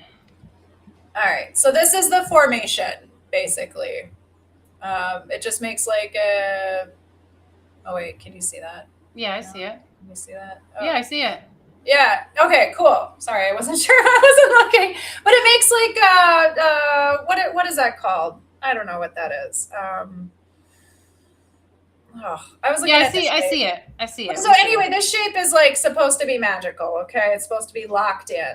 And I'm like, all right, it happens, it sits locked in for like 2 days, okay? Okay. And this is supposed to be magical, new consciousness, new everything, just a whole new awakening to humanity. Okay. I don't know, it just kind of looks like and this is coming up? This is coming up on the 20th. 19th, 20th, and 21st is formational hold, and then it'll break away. I included Saturn in there just because I was like, well, Saturn is still... And he said something about this? This is what he was talking about? Yeah, this is what he was talking about. He was talking about with his third prediction. I'm sorry, I'm terrible at explaining this. I've got them all, so I'm going to read them here in a second. Yeah. But this is the last prediction he had. So you have it? Like, pull it up. I would have to pull it up on my other screen. Well, this is what it says. All right, so I asked about his predictions. I think. Hold on, what did I say? He says, okay. The Soviet Union, his strongest case. I think I must have asked him for something to do with predictions being true. This is arguably his most impressive prediction. 1953, he wrote that the Soviet Union was entering a new cycle that would culminate in a decisive transformation around 1989. Doesn't sound like he predicted that it collapsed. In 6, he just says a transformation. In 67, he again pointed to 1988 to 1999 as a historic turning point that would reshape both the USSR and the world order. In 1973, he reiterated that Saturn-Neptune conjunction in 89 would mark a decisive stage for the Soviet Union. In 1980, he suggested that Gorbachev's reforms would fundamentally alter or dissolve the power East-West division. 1987, he wrote of a coming wave of revolutionary movements around 1989 to 90. So what actually happened? Spring, winter 1989, communist governments across Europe fell. Okay, well, yeah, okay. November 9th, 1989, the Berlin Wall fell. 1990 to 91, the Soviet Union rapidly unraveled. December 91, USSR formally dissolved. Okay, well, that's good. Good job. He wasn't it sounds like the specific date, and I don't know why he got 88 to 89. I don't know what it was during that. Did he say the Saturn-Neptune conjunction? Okay. Oh, yeah, that's what it was. Yeah, we were talking about that. That's fair. Okay. I think Uranus was involved too. But to be fair in that situation, though, it's not a precise date. So exactly. But he referenced this formation, and it was the first time I was hearing about it from other astrologers. And well, that's for this one coming up, though, right? Yeah. Okay, well, let me read this other one too. Cool. Yeah, do it. So the 2020 crisis. Okay, before COVID-19, he repeatedly argued that the exceptionally low point of his cyclic index around 2020 would correspond to a major worldwide crisis. Later writings connected this kind of planetary concentration with historical pandemics and suggested the end of 2010s could bring another pandemic with severe economic and social consequences. Then that happened, and then that happened. Okay. Again, he did not say a corona. Yeah, I know he didn't say corona. No fucking astrologer would say a coronavirus will emerge in Wuhan, obviously. Yeah, so that's pretty good. Okay. Yeah. Hold on though. What about? So does he say? And what is this called? Does he say anything about something coming this year in 2026? See, now what I read about what he said about this is very vague. Well, it says this is his probably most talked about date However, it's important to clarify what he actually predicted versus what people on social media now claim. What he predicted. He believed that after the crisis centered in 2020, humanity would enter a new phase with a particular important turning point around July 2026, associated with an exceptionally rare conjunction of the outer planets that later became popularly known as Barbo Basket. That's the one you're showing us right now on the screen. Yeah. He described this period in strikingly optimistic terms, suggesting it could relaunch civilization. We don't need a whole relaunch all at once, dude. We'll be fucked. We don't need that. That's a relaunch civilization. That's like that's a meteor or like, planetary devastation. That sounds terrible. Movement toward a more cooperative and peaceful world. Maybe major technological and scientific advances in the beginning of a more equitable social order. I don't think we need his little basket for that. I think that this stuff has already been in play over the last year at least, if not two, with the Saturn-Neptune conjunction, which is massive. And I think that one of the things, this is an issue, I think, for people who are kind of, I don't know, like there's different thoughts on predicting dates in astrology, but like I double dog dare you to go out there and try to find, not you specifically, Nikki, just whoever's watching, like go out there and try to find specific dates and find the patterns. They don't exist. It's a window of stuff, like events in the world, barring, like an atomic blast or, like a asteroid hits the earth or something. There's not usually specific dates. Like even the collapse of the Soviet Union, that was decades in the making, like these are things that unfold over time. It really just depends, like how you want to read that. So I mean he was right about this stuff, so that looks good. But I know, but he also was looking at this from a tropical perspective. So Pluto was in Aquarius, Jupiter is in Leo, all of these planets shift, and it was based off of Saturn and Neptune being in Aries. And so like we're seeing this, the formation isn't the same formation, like it is, but it's not. Well, the aspects are the same. The aspects are the same, but the themes aren't the same. We aren't entering this new age of truth. Whereas like everybody, all of humanity, gets along. We're seeing like a total dismantling of these systems that we use, like when it comes to food, resources, money, even our religion is up for questions. Yeah, so, you got to burn it down before you can rebuild. Yeah. And I don't mean like go out and burn anything down. No, like don't. No. I just mean like generally speaking, you gotta clean house before you can set up shop in like a new. So I mean, I guess we kind of just sit and wait. And see. But I mean, I don't think there's going to be anything outside of. I really think that April 20th. I think it was April 20th. I think we narrowly averted a nuclear holocaust. I still think this, and we talked about this too. Nikki, do you want to switch your screen out? Oh, yeah, here, let me take this off. Stop sharing. There we go. Will the other one come back up? Yeah, we'll come back up. Hold on, let me show you guys what we were talking. And we talked about this when we did the forecast for this year, which was like the least optimistic I think I've ever been in any type of forecast. Because it did look pretty rough. Hold on, let me see. It just looks intense. It looks intense. It's showing up differently for everybody. Well, globally though, and that's the best that we can do when we do a general forecast like this. That's like you're really looking at the theme for the whole planet Earth. What's going on for everybody? One of the things that we had talked about, which I think is still very significant, and Nikki, you kind of a little bit touched on it here a little bit ago. As Jupiter and Mars together traditionally do not get along well. They're both they both got a strong ego. And what happens during this period, this is at the end of the year though, it's obviously already in December. You get Jupiter trying to sit on Regulus, you got Mars just went over Regulus. Leo's already obviously like a very powerful constellation. This doesn't bode well for those two getting along. And if I'm not mistaken, didn't the South Node is retrograde too? Yeah, so while this is happening, Mars goes retrograde and they keep swinging over Regulus. This is not a good place for this to be happening. But again, I wouldn't get super hung up on, well, it's this particular date. Like you get dates of intensity, but you don't necessarily, like you can't keep it in that one spot. So this runs us all the way into next year. So like if I'm being honest, this is Well, I mean, technically Mars is already. We got another year, at least, of stuff's gonna go down. There's gonna be some stuff going down. I don't know that anybody could have predicted a specific pandemic, and I don't think he said that either. He doesn't specifically say that. Hold on, what did he say? Yeah, what does he say? And I say that only because there's no one. He just says a major worldwide crisis. He didn't say that it was a pandemic. He didn't say it was. No. Words got put in my mouth, and that was. Okay, hold on. Let me double check. Did he say pandemic for the 2021? And obviously that was before 2020. Like that was already in play like the year before.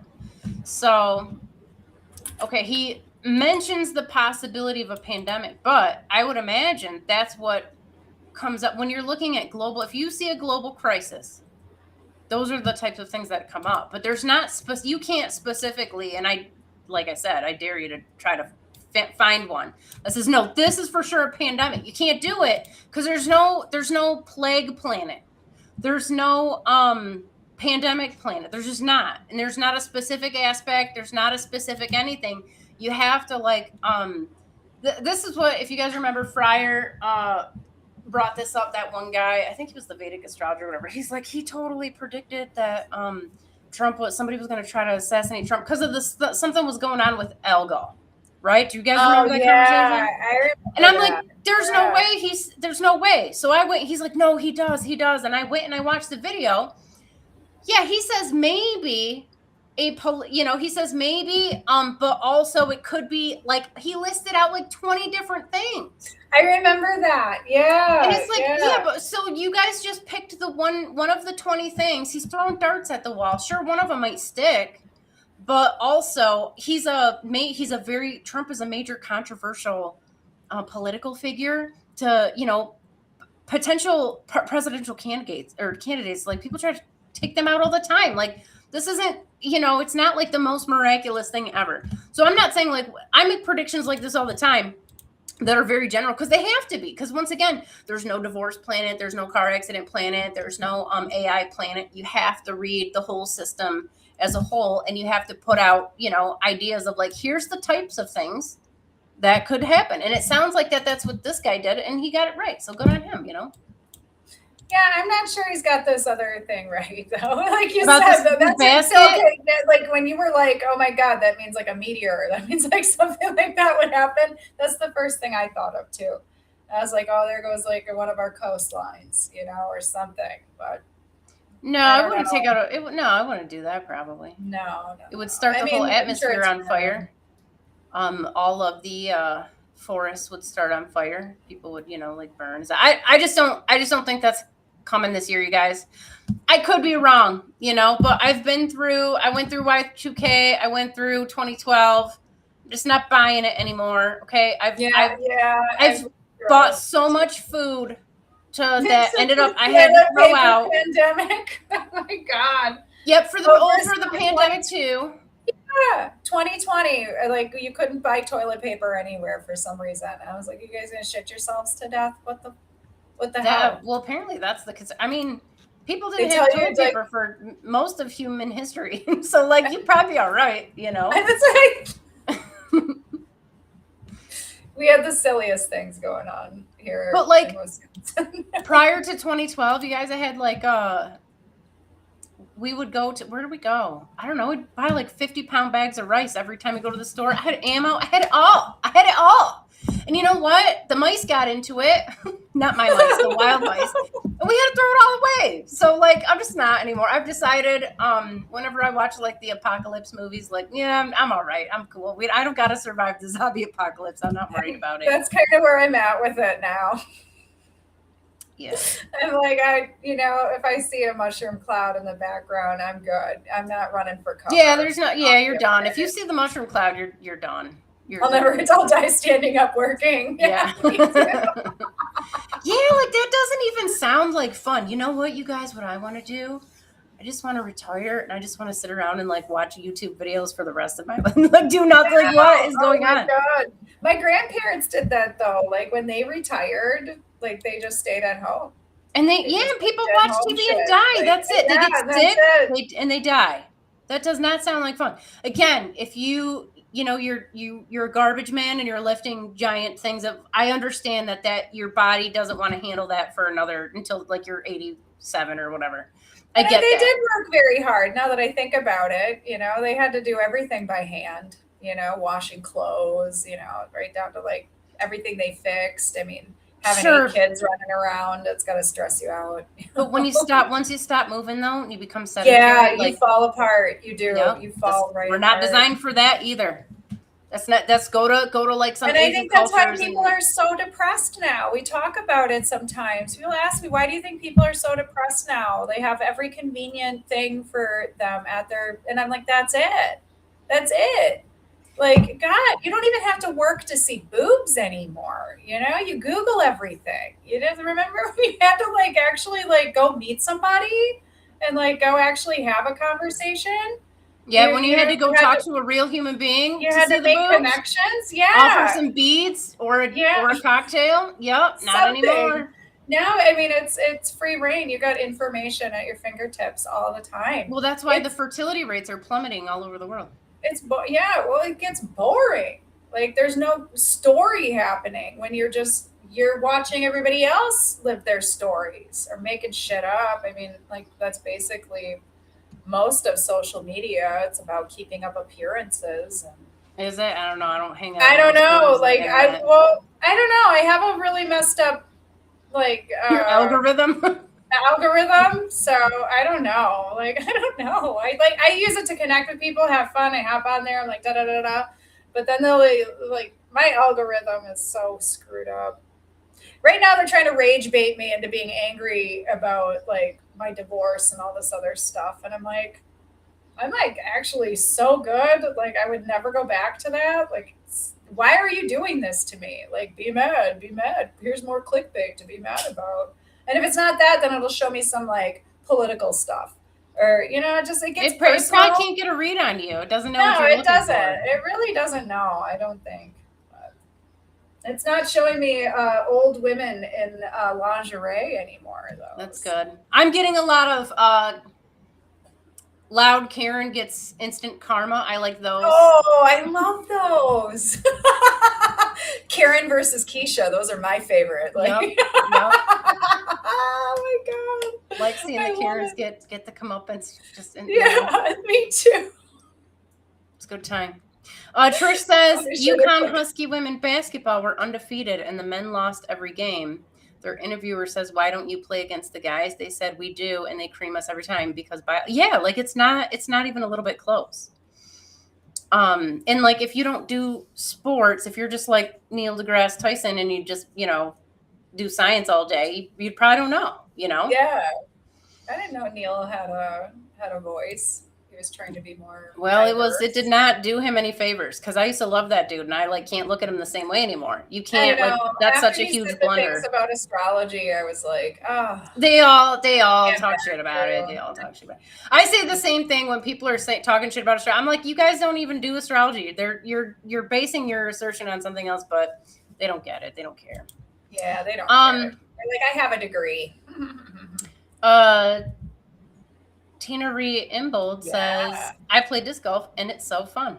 Oh my God. I love Frisbee golf. I absolutely says Nikki. Yes. Yeah. That's Nikki, me. I just said that. Yeah, you sure do. Amen. I know. I'm going to go Frisbee golfing eventually. Trish says, I'm one of those people that loves working. I love the structure. I love the expectation. I love the sense of achievement and purpose. Yeah, again, like if you go to other cultures, like they pretty much work until they die. You got like 100-year-old women out there like with baskets of rice and stuff, like just coming in from the field. And like some of the oldest, longest living people are out working fields and stuff. I don't know. When I was younger, I was like, it would be great to not have to do anything.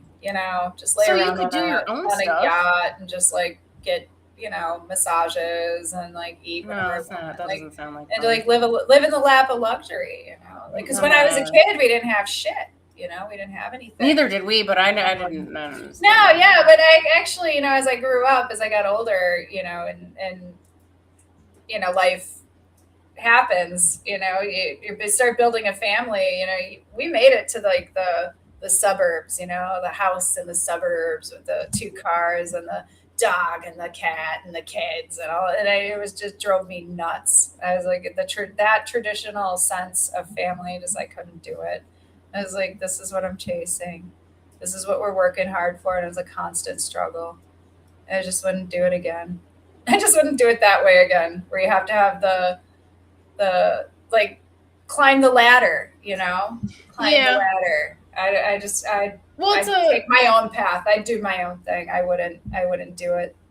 Well, they sold this lifestyle for, all the boomers for sure bought it, which fine. Yeah. But they sold it to people, and that was the leash, and in my work, I met people who had dumb amounts of money, guys. Dumb amounts of money. And they had nothing better to do but sit around and stare at themselves in the mirror and be like, I don't like this piece of blonde right here. Like, that's it. That's your life. And I thought, that's what I always wanted. That would be me. I'd be like a Goldie Hawn on that movie, Overboard. Yeah. Yeah. That's a good movie. I haven't watched it. It's a good movie. Yeah. I love that movie, actually. I love Goldie. Goldie and Trish says, I was forced to take a week off this week. If you guys could see me walking around my house, I do appreciate the rest, though. Yeah, I don't Man, I love being at home.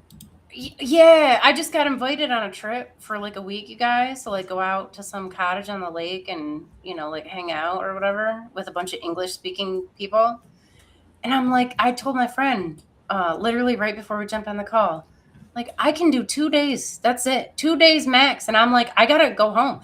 I got to check my email. I got animals to feed. I got businesses to run. And not only that, I want to sleep on my own floor. Okay. I want to walk naked in my own house and not have to worry. Okay. I got plants in front of the windows. Nobody can see anything. Trust me. I know. Like, I'm on the 6th floor. Nobody knows if I have clothes on or not. And it's a wonderful life. Like, I don't need all this other stuff. No, I agree. I was trying to do this like post-divorce trip, and I'm trying to plan all these things, and I'm like, I'm having girl time. Yeah. Now I'm like, I don't really want to go anywhere. That sounds like a lot of work. If it's not giving hold of it.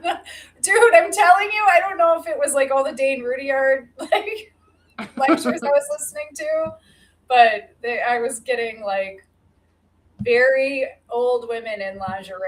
I was even gonna take like screenshots of it to show people, but then I'm like, then I'll see them in my camera roll, and then I'll see most of it. You know what? Yeah, I'm glad those older women are still getting modeling jobs. Oh yeah, they are. They're still doing it. They're on Pornhub. They're everywhere. So yeah, you know what? So you guys, if you don't know, if I smoke weed, I get so paranoid. It is not a good time. The only time it worked out for me, honestly, when I was pregnant, I went to America, and I had been so sick. I was like 4 months puking my guts out. It was bad. And I went to America I had to do paperwork, and I would just like hit a joint, like one hit, no more nausea. And I'm like, this is so messed up that like people can't. And they tell you too, like, don't smoke when you're pregnant or whatever. But like, that's the only thing that kept the food down, Yeah, so, but anyways, outside of that, sorry, does a tangent. Outside of that, I can't do it. And I remember this one time, me and my ex-wife were really high, and I just started thinking about like getting real old. And I remember I'm like, oh my God, like what happens when I'm like 80 and like, nobody wants to have sex with me anymore. And I remember she looked at me, she's like, that's a whole genre of porn. And I'm like, oh, thank God, like I'm going to do it. But I'm just, just to know. But you do wonder that. I see old couples and I'm like, are they still fucking? Yeah, they're not only are they, so like, I'm not going to ask, but yeah. No, as soon as she said it, I'm like, yeah, like obviously. But, in your paranoid mind, you're not thinking, right? No, because I'm not going to ask Grandma and Grandpa, but Grandma did give me hints, that they were still together. So I was like, okay. Yeah, but it's not just that. Like, obviously, people still do it. Like, later on, there's plenty of dads out there that are in their 80s. But but no, that's a legit genre of porn. A lot of people are into it. You would never know how many people are into it. It's a lot. It is a lot. I'll put it there. We'll leave it there. Yeah. The Chell said, man, I used to work for lawn care and irrigation business, and this is a problem. I'm like, put down the ruler and go back inside your fucking house late. Yeah, I couldn't do it. I couldn't do work with hair. I couldn't work with straight women at all, honestly. No, sometimes they didn't have a personality and they would just download it from whatever show they were watching, at the time. Like, it was just insane. I'm not thinking of anybody in particular. It's like a whole genre. Yeah. Now there's a genre on YouTube of those people getting just knocked out, and it's there is. Well, I found YouTube videos of people following rich people around and booing them. They follow like billionaires, and they follow them to their when they fly to Europe to do their little European energy crisis fucking get together. Oh yeah. You mean you're talking about like the mega wealth? They have the mega wealthy. Yeah, the mega wealthy. These people follow the mega wealthy, and they talk shit to them. They just they film it. It was a cool little thing I saw a couple of times. I was smiling. I was like, well, I wouldn't have the guts to do that. That's mean, but okay, this is. Everyone's angry. Yeah, classism. There's a lot of really nice, rich, really rich people. There are. Oh my God! I just couldn't go and attack strangers like that. I don't know. I don't know. My friend works at a zoo. I don't know because they're rich. She brings in like lots of money. Like, she works with people who are donating and stuff. And there's people out there. They're like, they just will donate like $10 million a hit. They're just giving it to the zoo. Where are those people? I know. I'm looking for the people who are there's a lot $2 million. Stay away from our sun. I would love that. So, I dream about that. I'd be like, oh God, it's Trish, what's your favorite fragrance? What's your favorite fragrance? Mine is orange blossom, and a lot of people don't know that it doesn't smell anything like oranges. It smells. It's neroli. It smells. It's got its own thing. It is the best. That is my favorite. It makes your eyes roll into the back of your head. Yes. And whenever I smell it, it does. I try to find it. I've got some. Like I've got a little bit, but it's really hard to find a good neroli. It really is. You can't. I can't find it I can find neroli perfumes, just not. I can't find the perfumes. Really? Oh, and I can't mail you anything. No, it's all right. I can order it online if I ever get around, but I have some, so I'm not worried about it. Trish says, I've been really into learning about the perfumers and what inspired them to create certain fragrances. You know what, Trish? That was a very big profession in Sumer, in case you didn't know. That was like a whole thing.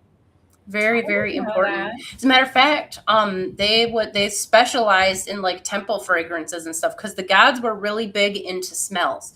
If you don't know, so like in the original, now I think this was in Genesis too, like Genesis also.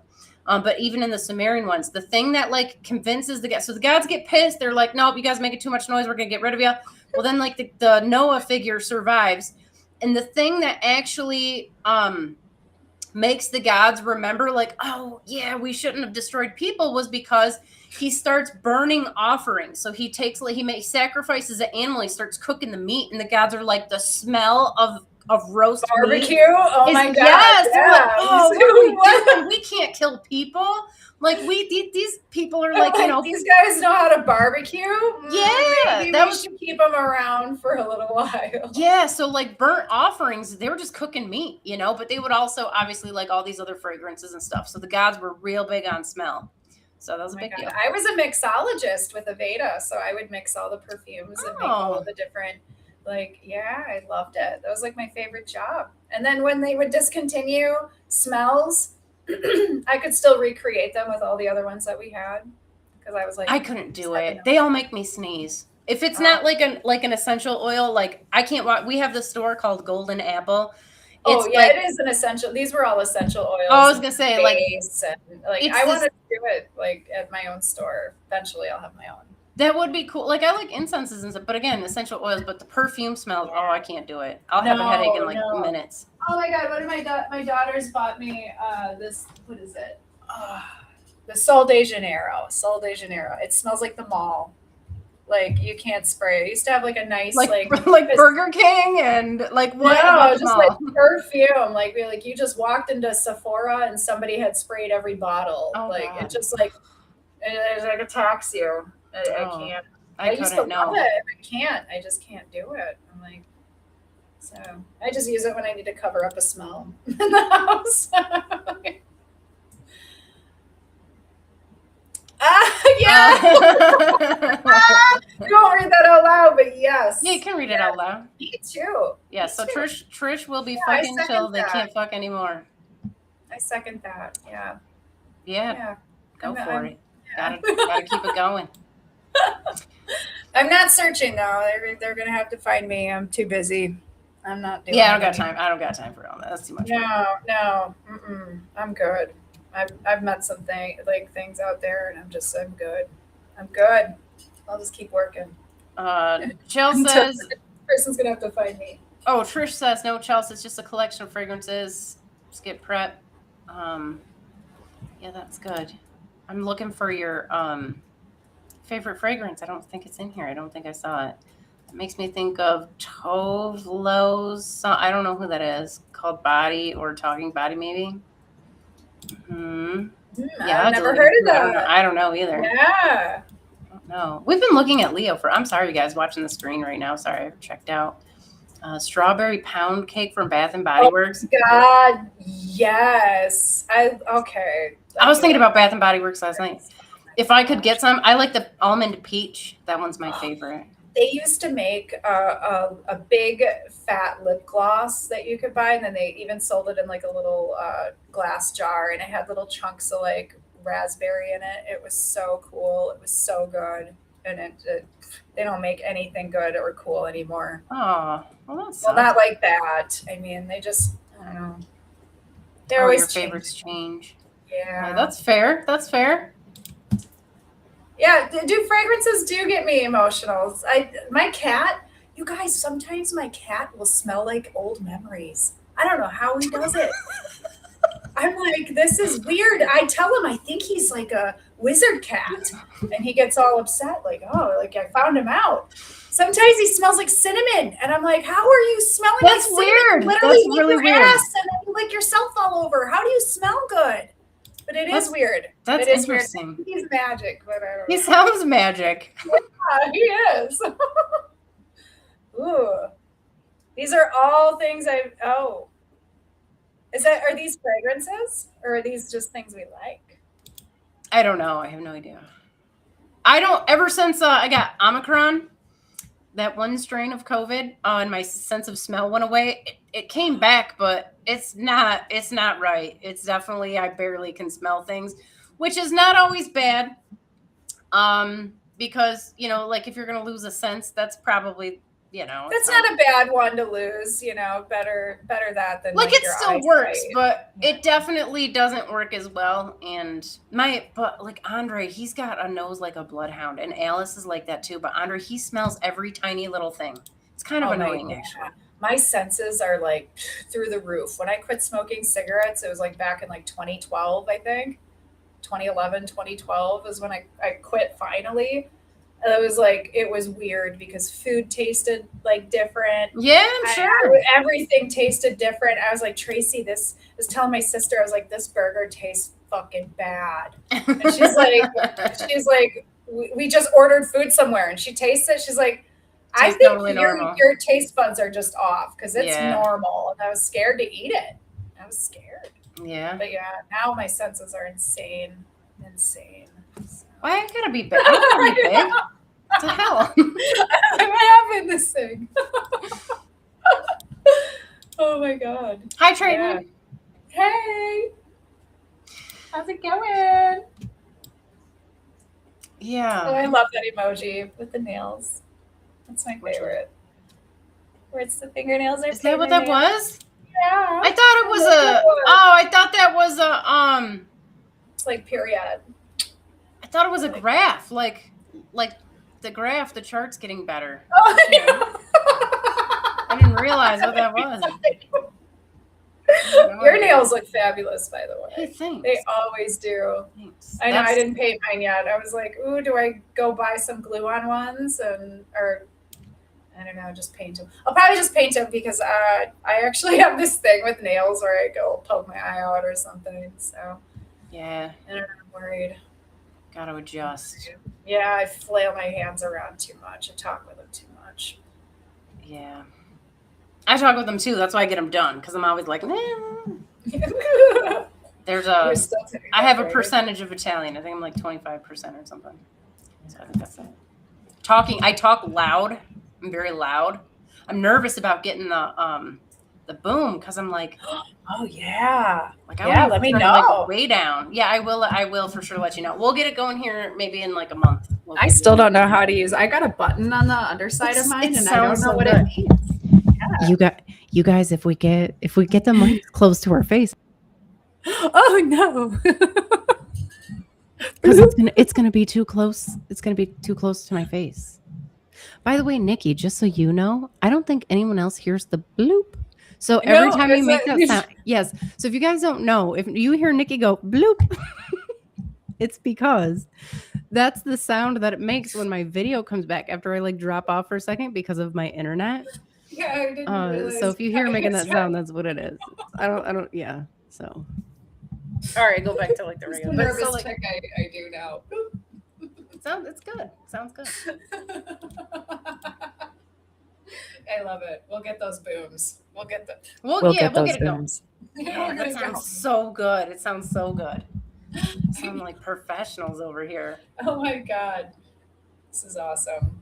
I know I might like it too much and start doing ASMR videos or something. Yeah, nobody hears the bloops, Chelsea. It's only Nikki and me that hear it. So like, I've never heard the bloop. Oh, okay. Yeah, they can't hear it. Everybody could hear the bloop. No, they can't hear it. It's just us.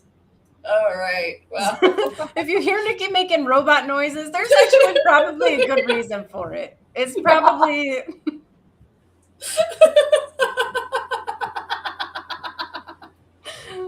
I've been doing this like every episode for like ever. So. It's all right. You're doing okay. It'll be okay. It'll be okay. You guys, I'm a mixed bag. I'm gonna mispronounce Ptolemy. I'm gonna say the P again eventually. I mean, I'm just doing things I can't remember. It'll be okay. Yeah. I'm not gonna remember. You can't hear the bloop. No problem. No problem. You guys, I drank a lot of tea. I'm gonna have to go. So yeah, me too. Me too. I've been holding it. Yeah. Or they make fun of the NPR radio talk. Yeah, we're gonna have to do. We're gonna have to. Yes. Why is that like NPR? Yeah, I know. Yeah. Yes. Yeah. I'll just have to turn. I think I'll still be able to shout at you guys as long as I turn the mic down. I think it'll be fine. Salty balls. It's good. I'm gonna have to watch that. Yeah. I'm gonna have to watch that one. You guys, video description, links to the upcoming stuff. Okay, don't miss the conference for sure. Yes. Don't miss the monthly study groups, and do not miss Sex and Astrology on the 19th, you guys. Okay, so register, and we'll be back probably next week, same time. And I think that's it. Yeah. Yeah. All right, you guys. Happy full moon. Clean the house or whatever. Yes.